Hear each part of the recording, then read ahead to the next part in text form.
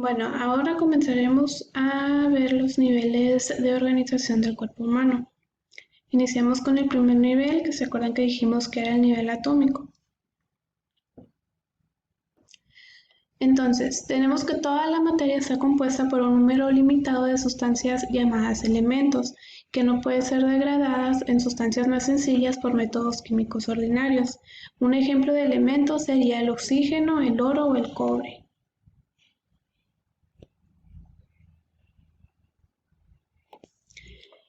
Cada uno de estos elementos está compuesto por partículas o componentes básicos más o menos idénticos llamados átomos.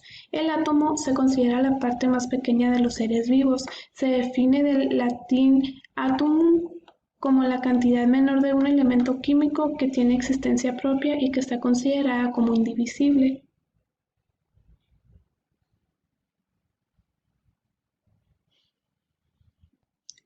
El átomo a su vez está formado por diferentes combinaciones de tres partículas con carga eléctrica, lo que son los neutrones, los protones y los electrones. Los protones se consideran como partículas que contienen carga positiva, los electrones que contienen carga negativa y los neutrones no tienen ningún tipo de carga, es decir, que son neutros. El átomo a su vez se puede dividir en dos partes, lo que es el núcleo, que es el centro, y lo que es la corteza, lo que está alrededor. En el núcleo vamos a encontrar solamente lo que son partículas neutrones y protones. Estos al estar en el núcleo también se les considera como nucleones.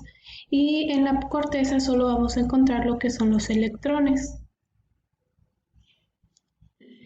La corteza del átomo se divide en subcapas. En cada subcapa se van a encontrar los electrones. Entonces, los protones atraen a los electrones. Los protones que están en el núcleo pueden llevarse los electrones que están en la corteza. O sea, otro átomo, el núcleo de los protones de otro átomo puede llevarse lo que es el electrón de otro átomo. Usualmente los electrones que son llevados por fuerzas electromagnéticas son los que se encuentran más alejados de la parte interior del átomo.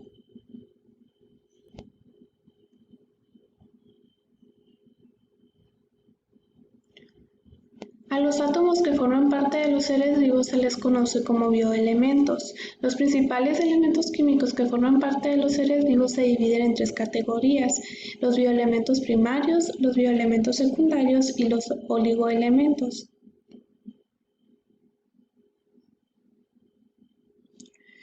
Los bioelementos primarios son los que constituyen el 95% de la masa total y son indispensables para formar las biomoléculas. Dentro de ellos encontramos lo que es el SHON, o sea, el carbono, el hidrógeno, el oxígeno y el nitrógeno. Los bioelementos secundarios forman parte de todos los seres vivos en una porción del 4.5% de la masa total. Dentro de ellos tenemos lo que es el fósforo, el azufre, el magnesio, calcio, sodio, potasio y cloro.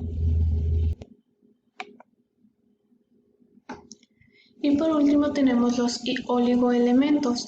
Estos están presentes en los organismos en muy pequeñas cantidades, pero son indispensables para el desarrollo armónico del organismo. Son 14 y constituyen el 0.5% de la masa total. Entre ellos encontramos el hierro, el manganeso, el cobre, el zinc, el flúor, el yodo, el boro, el silicio, vanadio, cromo, cobalto, selenio, molibdeno y estaño.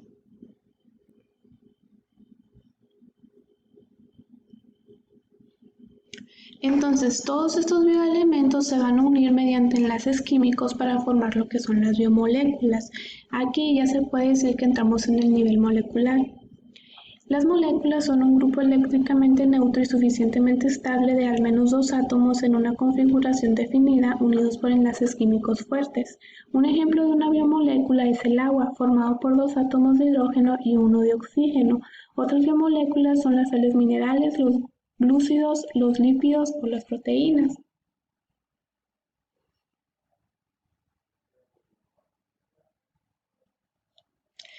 Las moléculas se pueden unir con otras moléculas para formar lo que son las macromoléculas, mucho más complejas y que constituyen, por ejemplo, los orgánulos celulares, o sea, los órganos que se encuentran dentro de la célula.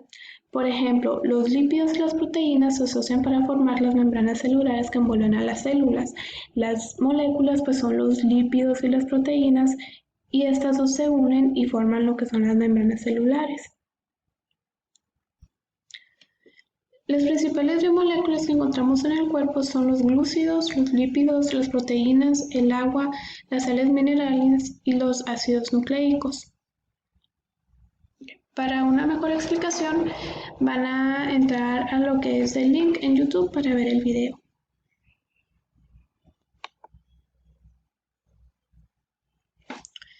Entonces se puede decir que el nivel atómico, molecular y macromolecular son niveles abióticos porque forman estructuras que no tienen vida.